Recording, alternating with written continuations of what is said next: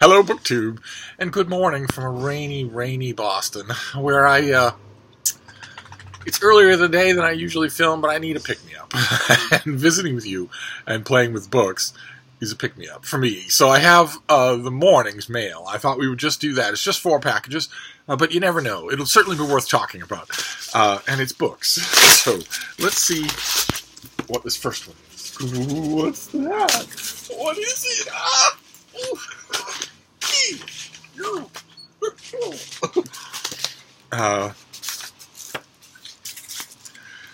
Okay. Alright, this first one is a murder mystery. Love murder mysteries. It's for next year, so I won't be reading it anytime soon. Lovely looking thing. It's from 7th Street Books, and it is The Book Artist by Mark Pryor. This is a Hugo Marston novel. He is the head of security at the U.S. Embassy in Paris. Hugo Marston accompanies his boss, U.S. Ambassador J. Bradford Taylor, to the first night of an art exhibit at the Montmartre. Hugo is less than happy about going until he finds out that the sculptures on display are made from his favorite medium, books. Soon after the champagne starts to flow and the canapes are served, the night takes a deadly turn when one of the guests is found murdered. Hugo lingers at the scene and offers his profiling experience to help solve the crime, but the detective in charge quickly jumps to his own conclusions. He makes an arrest, but it's someone that Hugo is certain is innocent. Meanwhile, his best friend, Tom Green, has disappeared to Amsterdam, hunting an enemy from their past, an enemy who gets the upper hand on Tom and who then sets his sights on Hugo. When an innocent person behind bars, a murder to solve and his own life in danger, Hugo knows he has no time to waste as one killer tries to slip away and another gets closer and closer. And you just know that those will all be connected somehow at the end of the book. Fantastic. So this is by the author of The Sorbonne Affair and The Paris Librarian, and it comes out in January, early January of next year, January 8th, when the date of January 8th is probably the first Tuesday in the month. But January 8th, I might not even be back yet, so I certainly won't be reading books. But you never know. We'll see. We shall see. Let's see what the next one is here. Ooh. Ooh.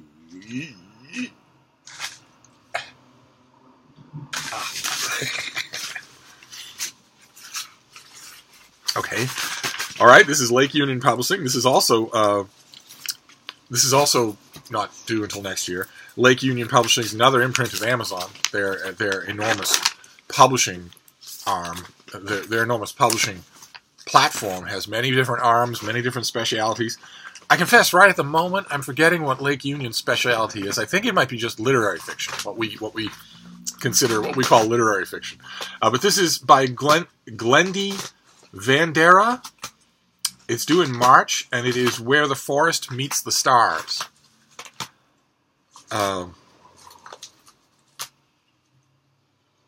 It's okay. The pub sheet says that Lake Union Publishing is the book club fiction imprint of Amazon Publishing. So I don't know anything more than what I just read, but maybe this is what books that editors consider to be book club friendly. That kind of thing, which deserves a video on its own. What are the actual elements of that make a book club friendly book? I guess it all depends on the book club. I used to bemoan for years the fact that I did not belong to any regular book club here in Boston. There are quite a few that are run out of the Boston Public Library. I've tried my hand at some of them, and they're not for me. The whole key to a book club is the people.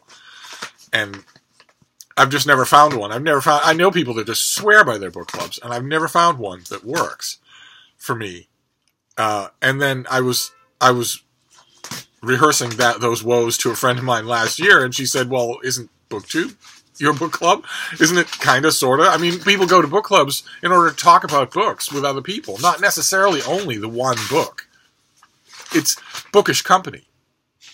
And I guess maybe that's why I've never felt a huge imperative to make a book club work, because I don't have any lack of bookish company. And now that I have all of you, I have daily bookish company, which is, maybe this is my book club. Well, what is this? There are certain books that make you sit up and take notice. Yes, there are. 800-page biographies of Austrian emperors, for instance. Don't know if there's going to be one in this, but the books that grab you from the first lines and linger long after closing the back cover. Tackling complex and profound themes with lightness, humor, and love. Glendy Vendera's heart-swelling debut. Oh, it's her debut novel. Wow. Pretty thing for a debut. Shines brightly as an unmissable, transformative read this spring.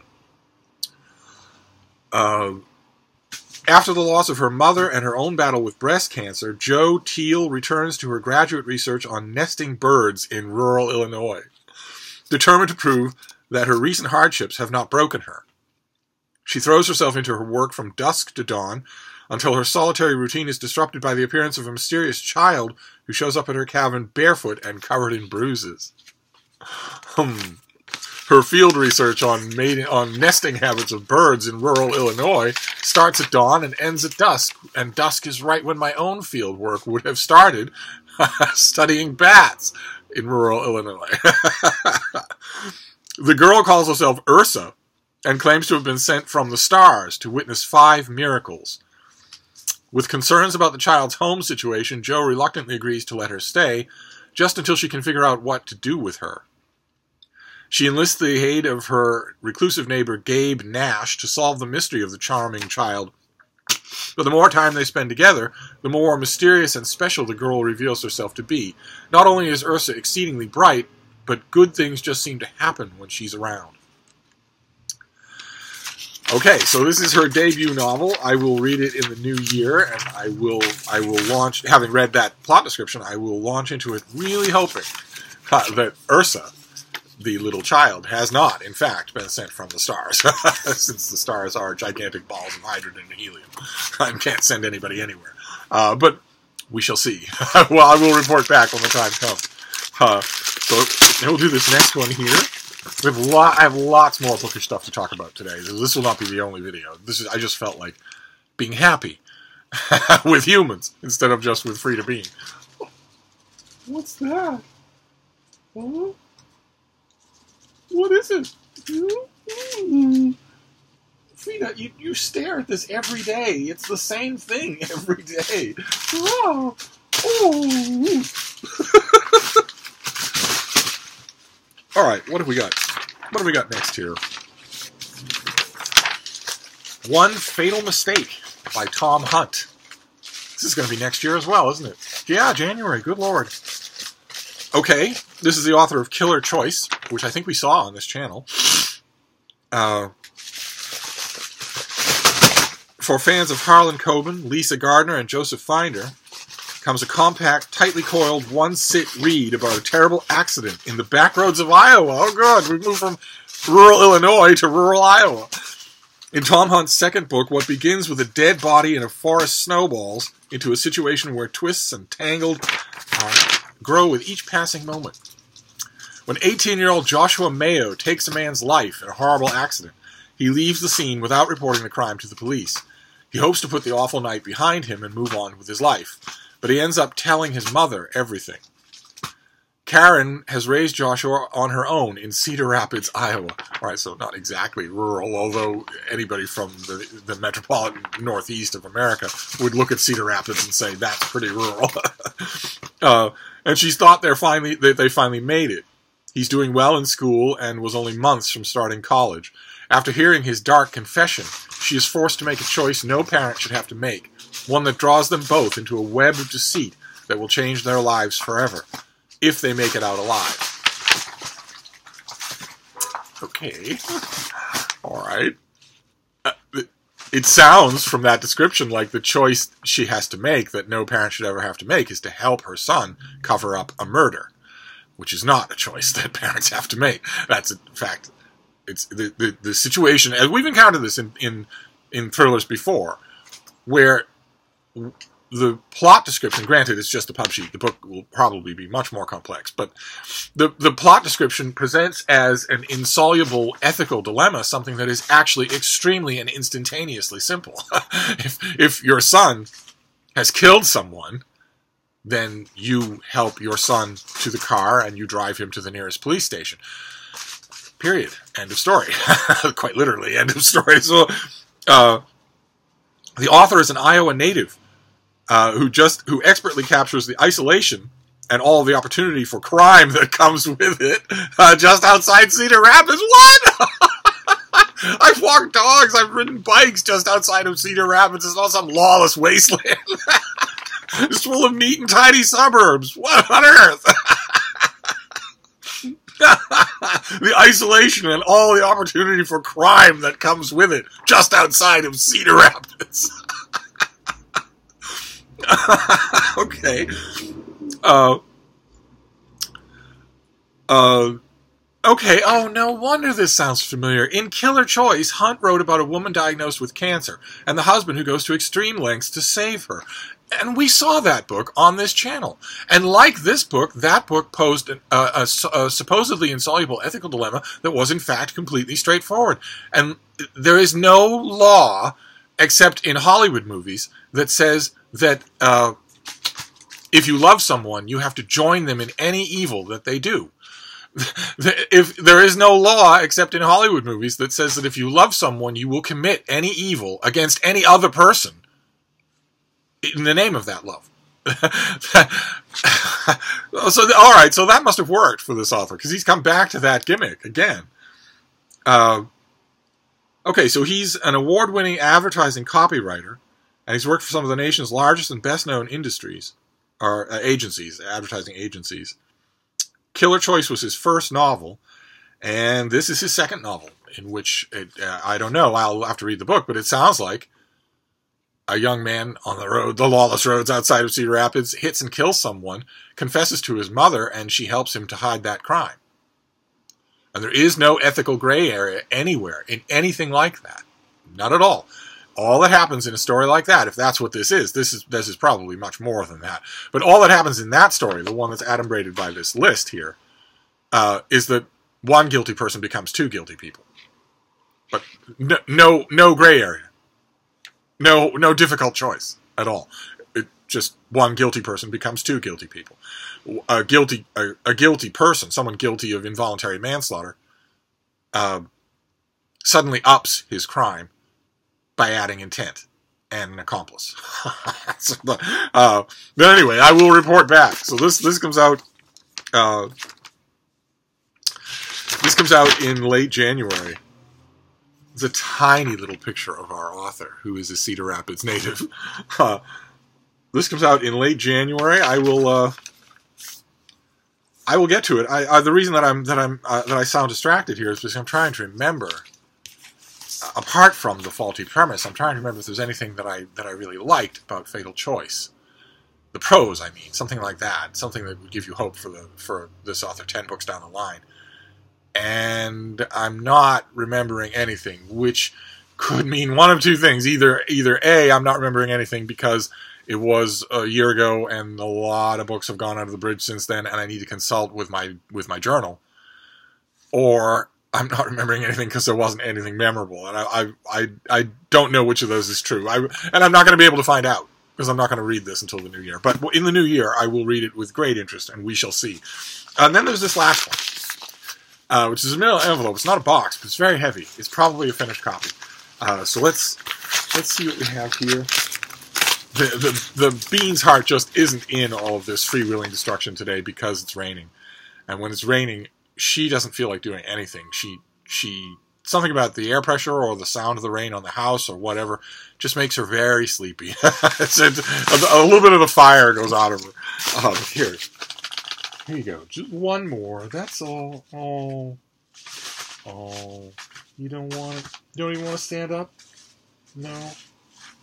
She's laying on the floor. She's saying, like, well, I guess if you hand it to me, I'll take it. But I'm not going to jump around anymore. It's just too rainy.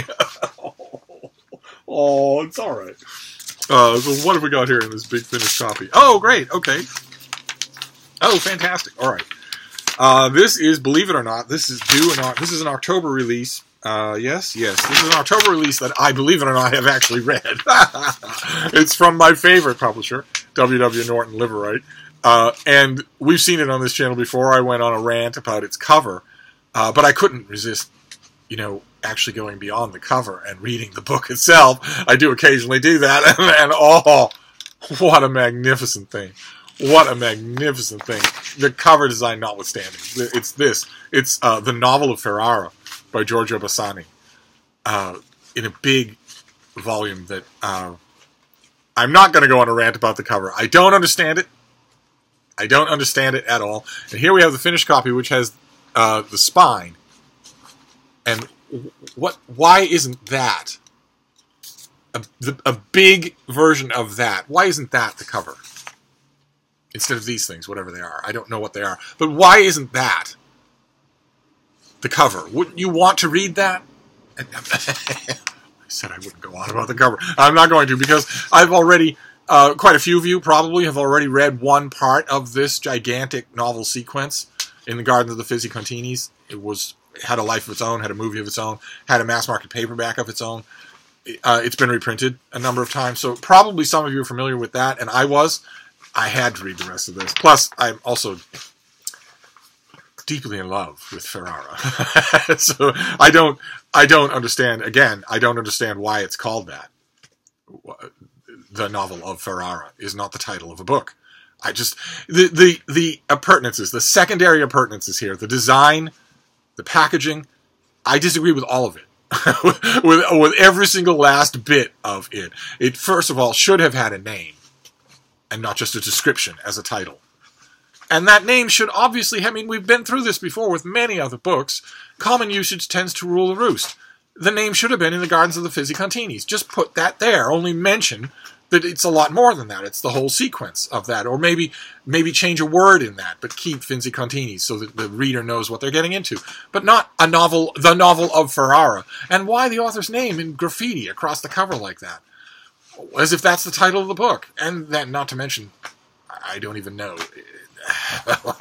Anyway, Ferrara, a walled city lying in the Po Valley of northeast Italy, was a powerful Renaissance center and home for centuries to a thriving Jewish community. With the racial laws enacted by Mussolini in 1938, this community found itself suddenly deprived of civic rights, shunned and persecuted, and in 1943 a third of the city's Jews who had not fled or hidden were deported to Nazi death camps. Giorgio Bassani, who spent his entire youth in the city, was witness to these events, and in The Novel of Ferrara, a gathering of 4 interlinked novels and 2 books of stories, he charts not only the city itself in all its architectural splendor, but also the historical trauma experienced by his own community and by the whole of Italy. Ferrara is the searing focus of all these books, with the occasional foray to the nearby Adriatic coast and the misty valleys of the Po Delta. Nearly all are situated in years of leading up to, during, and after the Second World War. Paradoxically, the intensity of this focus, both geographically and temporally, is what gives the work an extensive and perennial imaginative force. That's a few too many words to describe what's going on here, but I do agree with the publicist who wrote this sheet. Because this is, it's not the Novel of Ferrara, but Ferrara as a place just lives in these pages. Just absolutely lives in these pages, in all its seasons, in all its moods. It's amazing.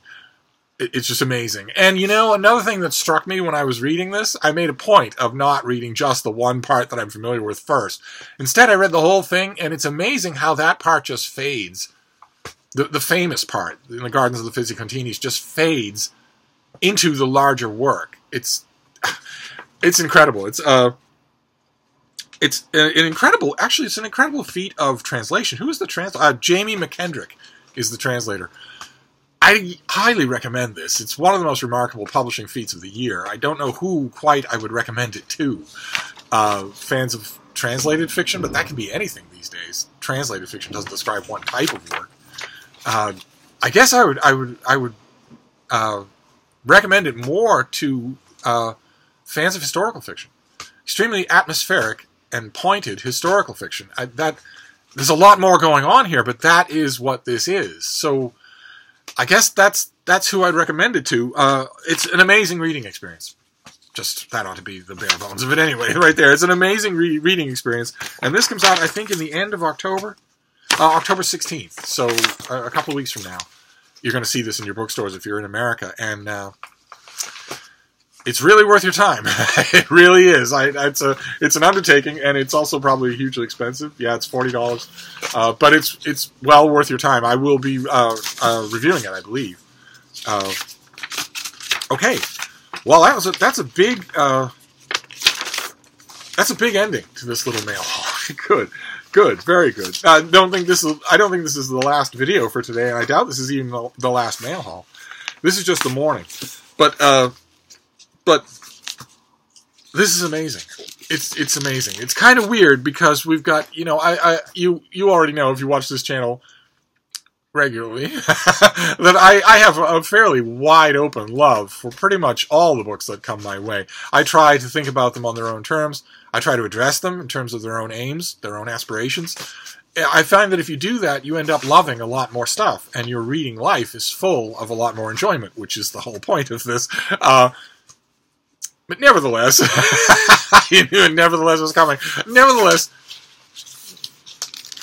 some books are more ambitious than others, and I tend to like those books more. I tend to get more reward from my reading time and attention out of those books, and so it's kind of weird. We have a 4-book mail haul here, and 3 of the books seem really interesting, and they're popular fiction, and I'm sure that they will entertain me. And then one of them is important with a capital I, and that feels a little lopsided. So we have the novel of Ferrara.